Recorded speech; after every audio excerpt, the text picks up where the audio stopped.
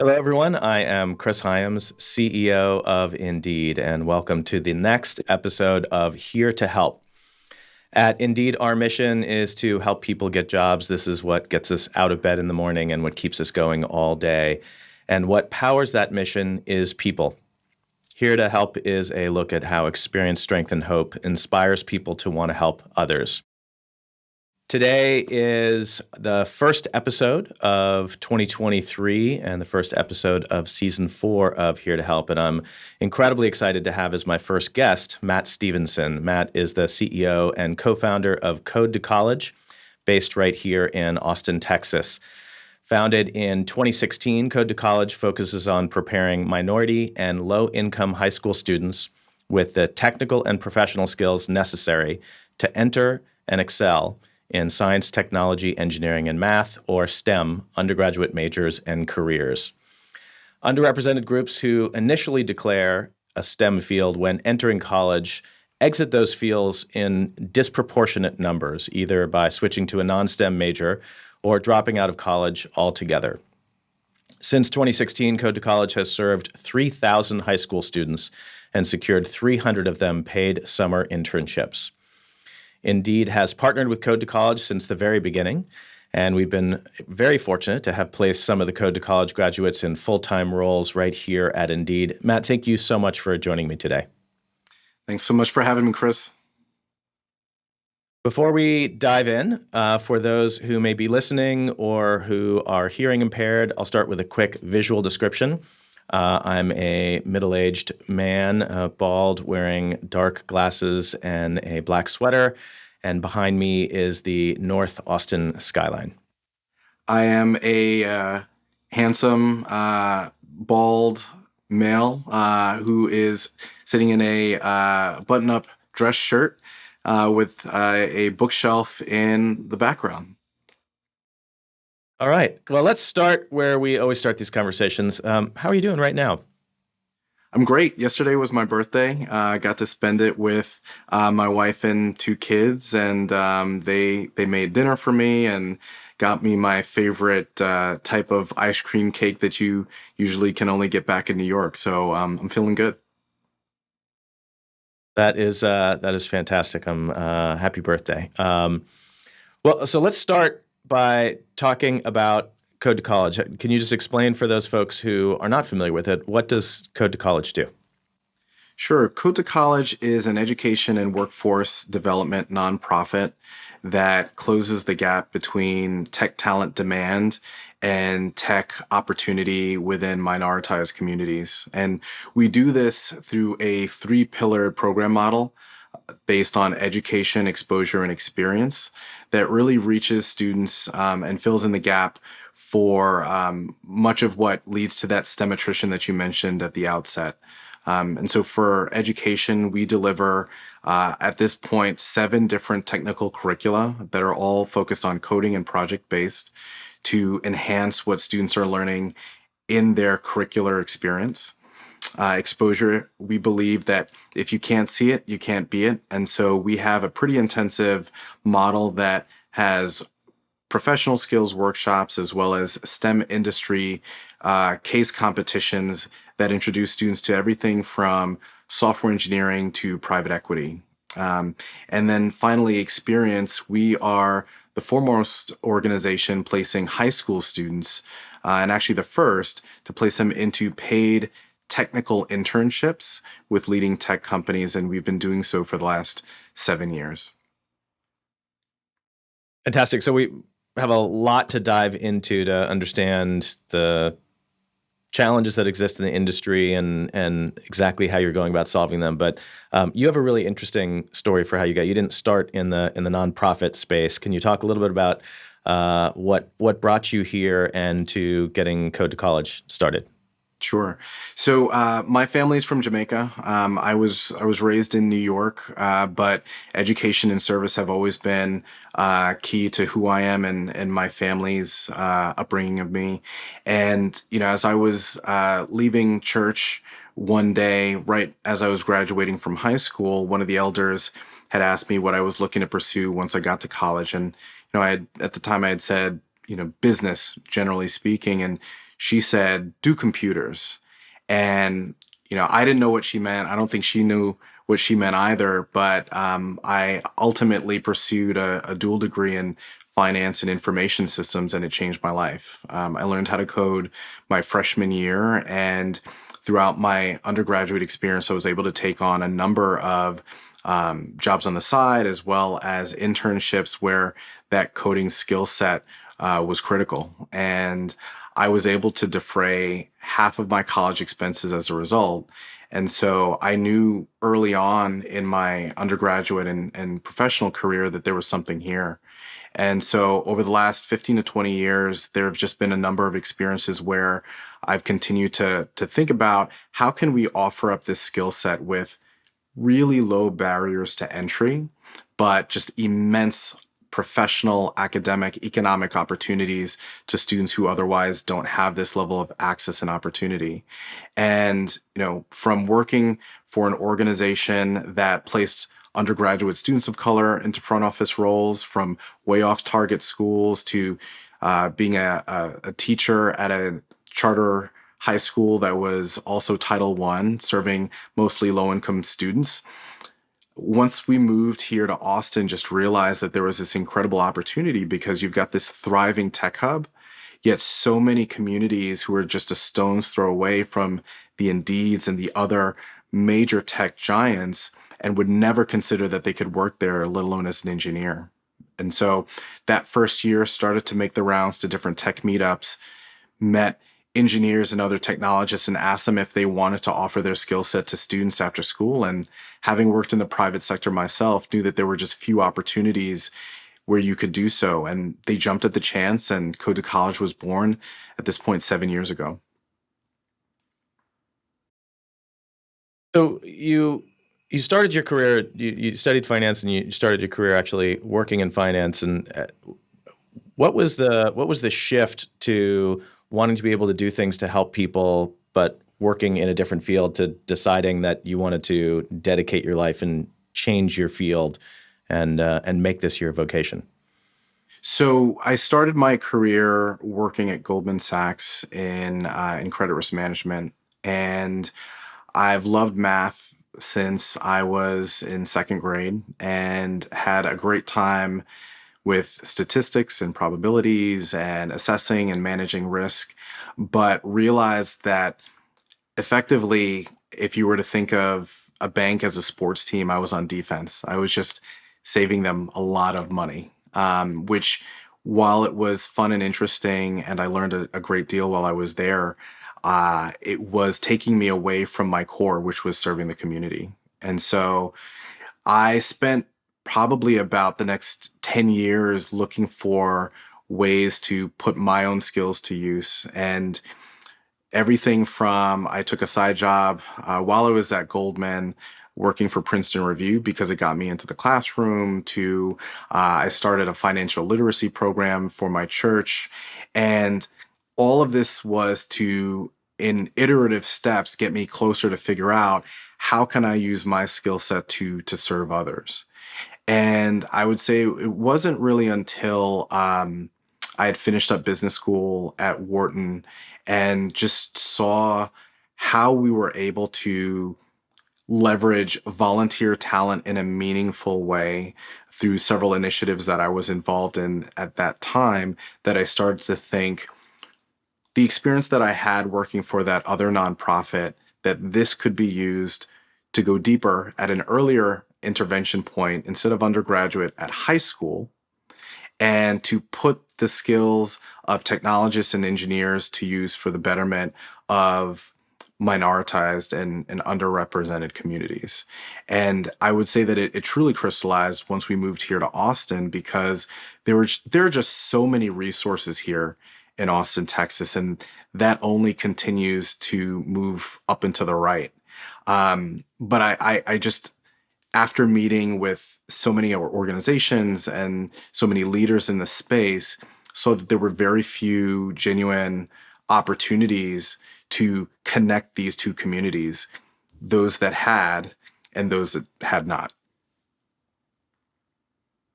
So I want to dive into the details about some of the problems that exist in industry, but maybe just to set the stage first, and this might seem obvious, but I'd love to talk about why representation matters, particularly in tech. Clearly, representation matters, but within technology, there's a couple things I think, I guess from my perspective, and I really want to hear your point of view. But number one, clearly these are very good jobs that pay well, and when we're talking about opportunity and trying to address wealth inequity, creating access to good paying jobs and careers that are potentially wealth building is really important. But the other thing is that in tech, we build systems that impact people's lives, and the lack of representation shows up often in how those systems are designed, from AI facial recognition systems that are trained on primarily white faces and therefore perform considerably worse on the faces of people of color, which then can have an impact on things like how they're used by law enforcement or TSA or things like that. So I'd love to hear some of your thoughts about why we're even focused on representation in this space. I think I know and I've seen that representation has a compounding effect. I myself, I always think of this. This was something similar to the example that you gave with AI. I work out at Orange Theory Fitness and love the program, love the studio. But I remember this one time, not even this one time, it happened several times. I would go to get water using their automatic dispenser. And there were several times I had seen somebody use it, and then when I went to use it, it would stop working. And I told the manager, I said, I think there's something wrong. And they tried it themselves. It worked just fine. The next person tried it. Every time I tried it, until I realized after reading an article that many of those dispensers, they don't work well with people of color, right? They don't recognize, because of the color of my skin, that there is an object there. And I actually have to turn it so that it just faces my bottle, right? Similar thing happened with the heart rate monitors with my skin, that it was not picking up the heart rate, again, because it was photosensitive. And those are things, I mean, one could say that's a minor inconvenience, but that compounds, because that has now happened in two instances at the same venue. If you multiply that by every other vendor, shop, interaction that I have over the course of the day, what message is that reinforcing for me as a person of color? How much more time, how much more cost is added to my experience and my well-being as a result of that? And so when we don't have representation with product, with design, with engineering, we're making for inferior products, right? And so that is on the receiving end, sort of the end user's experience. And I would also say, to your point, which I think you articulated really well, is that we have this really unique opportunity to start to build wealth. I can't tell you how many of our students have gone through our program, and about 40%. So I'll just give you some specifics. About 3/4 of our students, they identify as Black or Hispanic. About half are girls, and about half of them are on free or reduced price lunch. And I cannot tell you how many of those students, because of that intersectionality, are realizing the positive benefits of the compounding effect of having worked in tech. They are making a multiple of what their peers are making over the course of the summer while they're in these tech internships. And as a result, they're able to plow back into household earnings. They're able to save for college. They're able to pay for immediate needs. One of the things that I thought about when I negotiated the agreements with all of our partners was, this has to be competitive with the job that they would otherwise take in service or retail, because they have very immediate needs. I cannot tell a student who has to contribute to household earnings, this is going to be good for your future. It also has to be good for your present, like very good for your present. Right. So there's just a great opportunity that we have here to serve. And there's also, as I mentioned before, there's an extreme tech talent demand gap here that we face. And rather than companies continue to fight for the same talent and pay premiums for the exact same talent, they should instead be investing in the future to build the pie. This is great for our economy. This is great for individual communities at the micro level as well. And then this is also fantastic for these companies who are looking to build a much more diverse and representative workforce. Yeah, that's really powerful vision and also the work that you're doing. And so let's get into that, and let's start by you hinted at the very beginning, and when I saw these numbers originally from you, I think it's really stark. So we look at the problems of representation in tech. They're here now, and you have to kind of back up to each step of the funnel to see where the problems are. But if you go back, there's a critical part where there have been some gains in getting more students of color to enter into STEM fields. But what you're seeing is that there's a disproportionate drop-off from entering into a STEM major to actually graduating with that degree. Can you talk about some of those numbers? Absolutely. So 50% of low-income students, 50% of women, 2/3 of Hispanic, and about 3/4 of Black undergraduate students who initially select a STEM major once they get to college either switch to a liberal arts degree or drop out completely. And that's the majority of those changes are happening in their freshman year.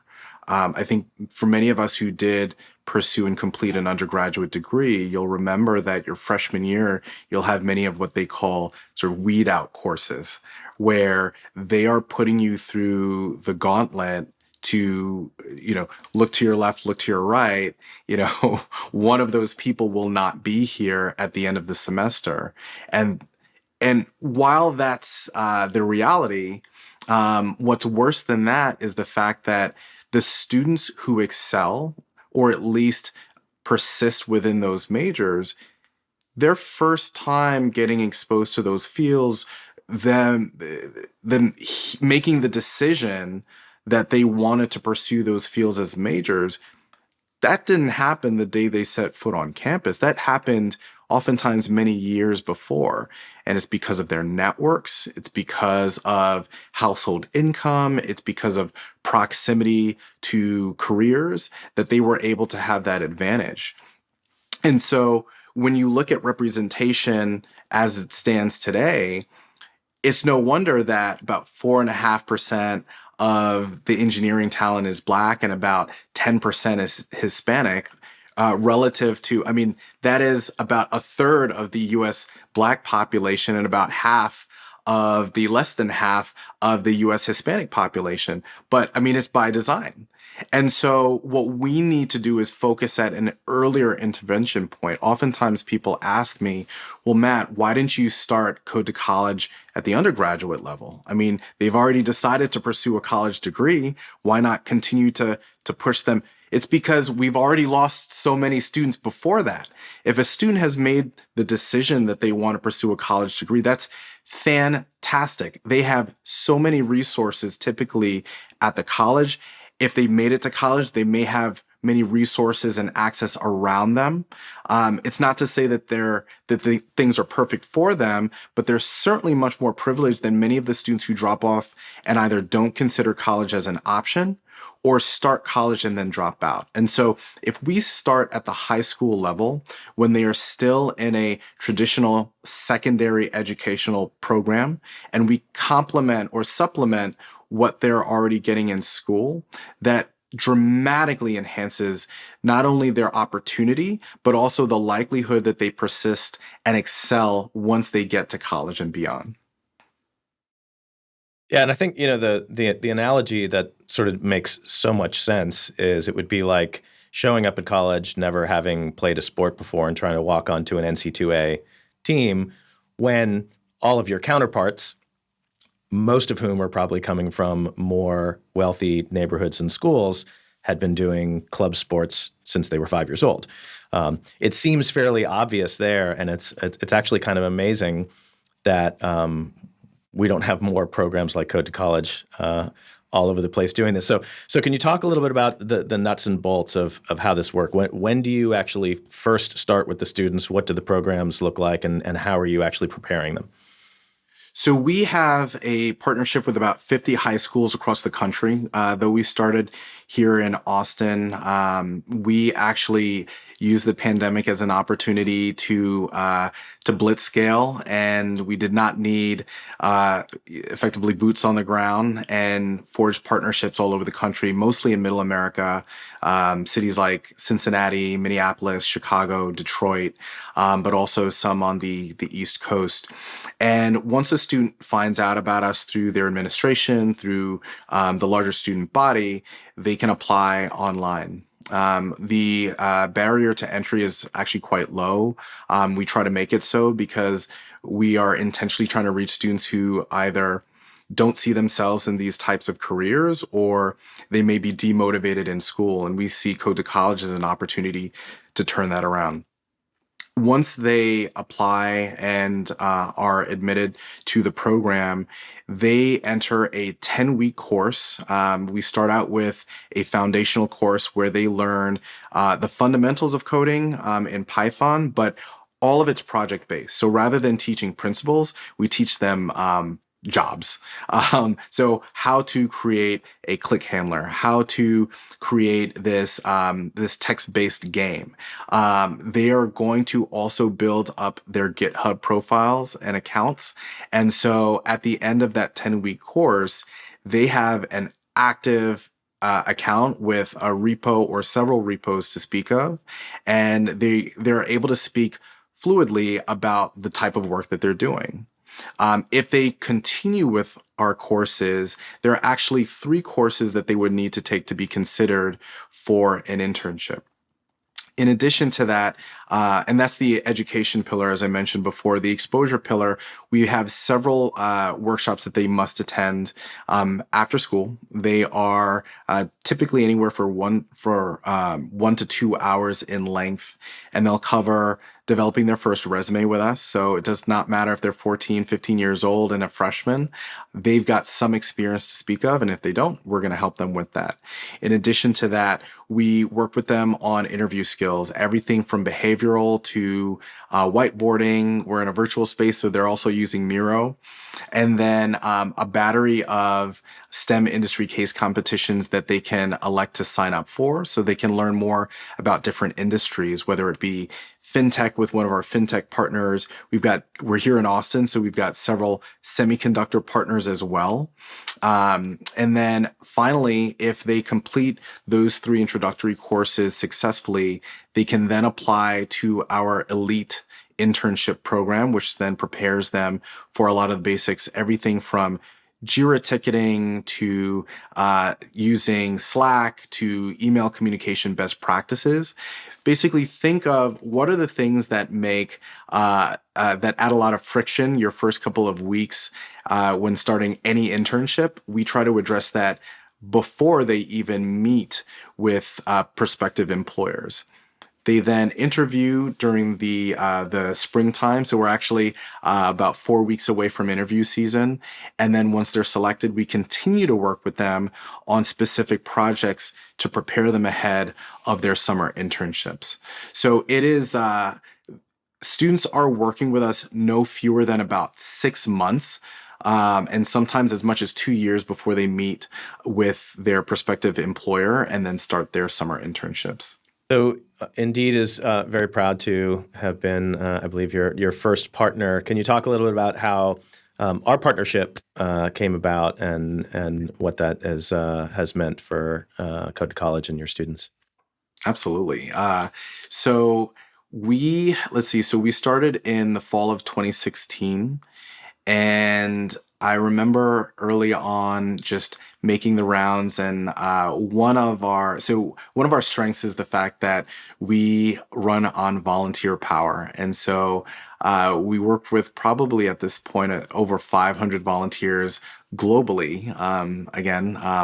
What a beautiful thing the pandemic was. There were many opportunities there and silver linings, but our one of our volunteers was an Indeedian and had said, "I think you need to meet this person who ended up being one of your VPs of engineering at the time." And when we spoke, he he himself had been an intern and he had worked in a prior role at another company with interns and saw the value in it. He also saw the value in mentorship. And we also had several Indeedians working with us as volunteers. And they brought up the proposal to host an intern or two. And we said we would love it. And we prepared for it. And that summer, Indeed was our very first, what we call visionary partners, and hosted two of our interns. And both of them were asked to return the following summer. And we have now had this relationship for this will be our seventh summer with Indeed. And I'm proud to share that two of those interns who started with you as high school interns and continued with you all the way through undergraduate have now gotten their full-time offers and will be starting this spring as full-time software engineers at Indeed. And it has meant a tremendous amount to me personally and professionally, and to Code2College to have Indeed as our first visionary partner. Hopefully you know that Indeed is the gold standard for software engineering here in Austin and I'm sure beyond. And being able to say that Indeed was the first company to take the leap and say we will hire high school software engineering interns meant so much. I can't tell you how many engineering leaders, once they heard the response to their question, who's on board now, when they heard Indeed, sort of took a step back. And even if they were skeptical, were more willing to have the conversation, or how many of those led to a much quicker yes. So I'm honored and humbled that we continue this great partnership and really excited to continue to deepen it further. Well, it's meant a great deal to us as well, and we're really excited about where we're going, especially with these full-time hires coming on board and what the future holds here. I think it's important to point out here, and this is a great opportunity, that that's not an anomaly. So your numbers in terms of the kind of feedback that your interns get as high school students, can you talk about some of those numbers, because it's pretty amazing? Absolutely. So we started to hear from our prospective partners, or I've been hearing for a number of years actually, when I propose this is something that your company should do, they say, "Matt, this sounds great, but help me understand. I don't know what a high school intern can do. I know what an undergraduate intern should be expected to do, but what about a high school intern?" And so we asked that this past summer of our hiring managers, how did our interns fare, especially compared to your undergraduate interns?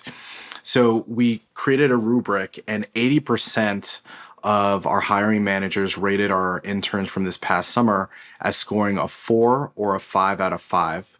And a 5, effectively, think of it as they did everything that was asked of them and more, and a 4 being they did everything asked of them and on time.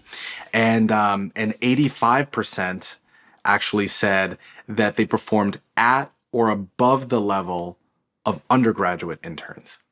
So at or above the level of an undergraduate intern. So they have not taken an intro to CS class. They don't know what the big O is yet, and still they performed at or above the level of an undergrad intern. And the majority of our interns are anywhere between the ages of 15 and 16. They're not a legion of 18-year-olds who just graduated from high school. Like many of these students are going right back to high school after the summer. And so that says a lot, especially when you think of sort of that compounding effect. Like the two full-timers that you've got coming on board, Anna Karen and Tilo, they've been with Indeed since the summer of 2018. So think of, they know the culture so well, they know the system so well, they've built up a network, and they are on fire for Indeed, right? Which is a contrast when you think of the typical undergraduate intern or the stereotypical one who may sort of bounce around from different companies. They are fired up about the culture and the work at Indeed, and they're right back there. And we've got so many high schoolers who are feeling the same way about their employers as well, and they're doing great work for them as well. Amazing. Um, can you talk a little bit about your Vision 2024 program? Absolutely. So 2020 was really an incubatory year for us. There's a lot that we did in response to. I should actually take a step back. When in March of 2020, when lockdown was announced, we had a number of partners sort of retract their offers to host interns for that summer. It was a very uncertain time. And given that 40% of our revenue, we are, again, a nonprofit, but I have made it a mission to make the largest portion of our revenue be focused on earned. And that has had its strengths, but in 2020, we took a pretty significant hit. And I will say when lockdown was announced, we had about 3 weeks of runway.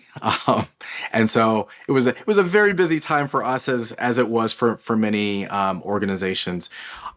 One of the things that came out of that was that we also wanted to prioritize the largest portion of our student population, which we knew we were at risk of attrition, and that's our Black and brown girls.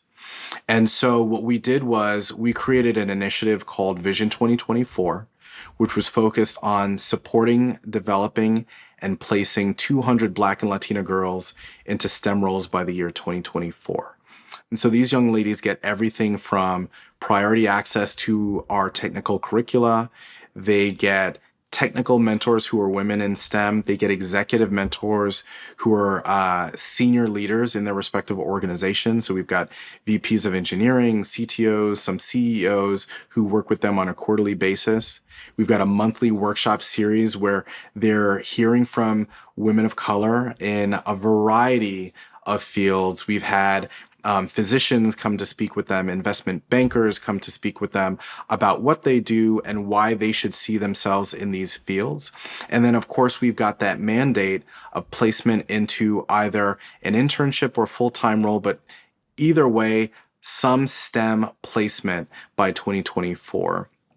To date, we have launched 5 cohorts, and we are well on our way to surpassing that number of 200 girls by next year, and really excited that several of those, we call them legacies because of what they mean to their communities and for themselves. But several of the young ladies from Vision 2024 have worked at Indeed as well. That's amazing. So you mentioned 2020, and we're entering a time now of some economic uncertainty. Can you talk about maybe how important a program like this and encouraging more opportunities for folks in STEM, given an economic climate like we're in right now? Absolutely. So I think that having been through these types of economic cycles several times, I have a different perspective on this, as I think there's been a lot of reactionary activity, a lot of quick pullbacks and disinvestment and reallocation. And having seen this type of an economic hit many times before, this is actually exactly the time that we need to deepen our investment in software engineering education and STEM education, particularly within these communities. Um, I mentioned before the opportunity for wealth building and creation that has been afforded to students through the Code to College program. And I would say, irrespective of Chat GPT, irrespective of the layoffs that we see in this industry, that tech is a sector or a part of the entire economy. It is not the entire economy. There are still a number of opportunities and open roles for software engineers and other technologists throughout the economy. And we need to ensure that students and that communities who otherwise don't have this type of access are getting that type of access and getting the education, and that we don't use this as an opportunity to get back to status quo. In many ways, we've actually taken several steps back from where we were at 2020 post George Floyd. And we need to be steadfast in our commitment to these communities. And when I say we, I really mean the companies who have extended themselves and have committed to a change in racial equity and wealth equity and opportunity. We need to stay steadfast and redouble our efforts to ensure that what we have seen in the past is not repeated, because this is not the first economic downturn we've seen, and it's not going to be the last one that we've seen. And what's been missing, to your point earlier when you said, I don't understand why there aren't more Code to Colleges out there, that's what's been missing, is the education and the exposure. So I think I know the answer, but I'd like to hear this. I've heard you say before that you actually hope that Code to College doesn't exist at some point. Could you talk about what you mean by that? Yeah, I think that there is again, if we were going to say stereotypical, there's a stereotypical conception of nonprofits, and it's that they are these massive organizations that have 12-month cycles of, we're going to ask you for money towards fiscal year end. We're probably going to have a gala, and our objective is to exist and to get bigger, hopefully. And if we're serving more beneficiaries than we did last year, then we're doing things right. And I would contest that is absolutely not how it should be. And that there's this white paper that was released that I can share with the team about the end game. And the way to think about a nonprofit, which is not a for-profit, we're not looking to maximize profits. We're not looking to maximize shareholder revenue or shareholder value.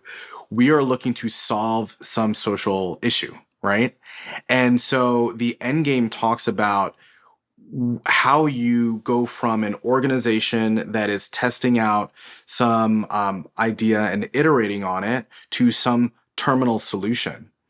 And what we're trying to solve here is equity and opportunity within our economy and within the space, so that minoritized communities, if they are interested in tech, if they are aware of tech, and we need to make sure that that happens too, that they can enter tech and enter other STEM fields. That is solvable.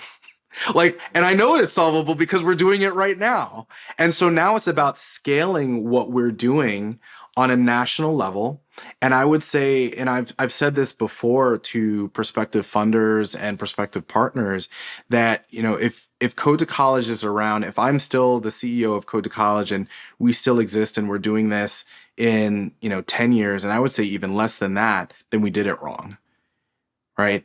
That means we should not go from we've served 3,000 students as of 2023 to we've served 30,000 students in 2033. I mean, that's more, but there are over 325 million people in the United States, and we should be talking about the millions of students who don't have access, who we have then extended that access to, and who are now able to enter and address that talent demand that we have, right? As opposed to we've served even more than we did before. So I would say I said 2033. Let's say if we exist in our current form by 2030, we did it wrong. So let's check back. All right. So in order to make that happen, there's a couple things that you need, but one of the biggest ones is more employers to get involved. So if someone is listening here who's an employer and says, "Wow, this sounds amazing. I want to find a way to get these amazing interns and hire these people," how do employers get involved? So if employers reach out to me directly, Matt, MATT, at code, the number 2, college.org, let's talk about this summer.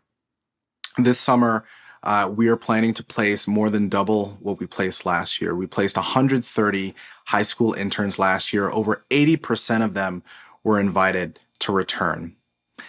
And what that tells me, again, from my finance background, is that we're a bit too conservative. We should be placing far more than we currently are. And I would say even 300 is still a paltry amount relative to the number of students we could place. And so reach out to me. Let's talk about the many innovative curricula that we've developed, everything from embedded systems, mobile app development. We've got a Unity course. And we just got an incredible track record. I can put you in touch with existing partners who will rave about the work that their interns do, and oftentimes is still in production. But reach out to me. We can get this done in short order. Fantastic. And Indeed can certainly vouch for that experience, and people are definitely welcome to reach out to us as well. So what about other folks who are listening who might want to find out more, or especially people who might want to get involved as a mentor? So reach out to us or visit us at code, the number 2, college.org. On our website, you can learn more about us as an organization. We share some of our stats. You can learn about some of our students. We've got a great blog that we've been posting on pretty regularly as well. And then if someone is interested in volunteering with us, we have a special page dedicated to volunteers where we talk a little bit more about the different opportunities, and we've got our intake form on there as well. It is about a 4-minute process to fill out that form. One of our team members will get in touch with you within 24 business hours and get you started, whether you're looking to be an instructor, resume reviewer, mentor to one of our undergrads, or to a high school student, host a workshop. We've got about a dozen different volunteer opportunities for you with varying time commitments. Fantastic. Well, I could keep this conversation going for a long time. This is really amazing. But as we come to a close, I'll ask the same question that we always close out with, which is we've been through an extraordinary time of challenge over the last 2.5+ years. And in that, can you talk about anything that you've seen or experienced that in the face of all that challenge has left you with some hope for the future? So one of the things that guides me, and I think with any CEO, you have to have, and I'd also say this about founders, you have to have irrational optimism. And so I oftentimes start out my day reminding myself that for every 9 no's, there's 1 yes. It's about getting to that yes. There's usually fewer no's than you think.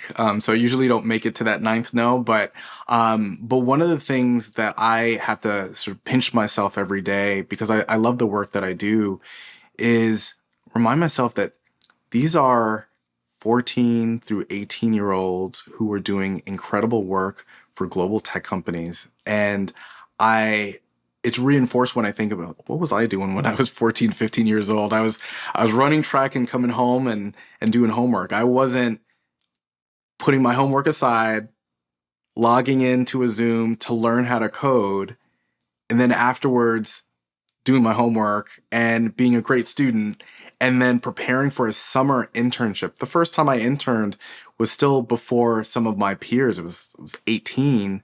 But I wasn't 14 or 15 years old and doing great work and getting college recommendations. They're doing mind-blowing work. And that, to me, is one source of optimism. The other is the fact that we're in an economic downturn, yet I still have CEOs like Chris Hyams inviting me to speak on the Indeed Here to Help podcast. And I have other CEOs and other senior leaders who are saying, how can I help? And that means, one, that we're doing something right. And two, that means we are not dead in the water. In fact, we are thriving, and there's a lot more work to do. So if they're here to help, I still got work to do. Well, Matt, thank you so much for joining me today for this conversation, and thank you for everything that you're doing, and really looking forward to a long and continuing fruitful partnership. Same here. Thank you so much for having me, Chris, and Happy New Year.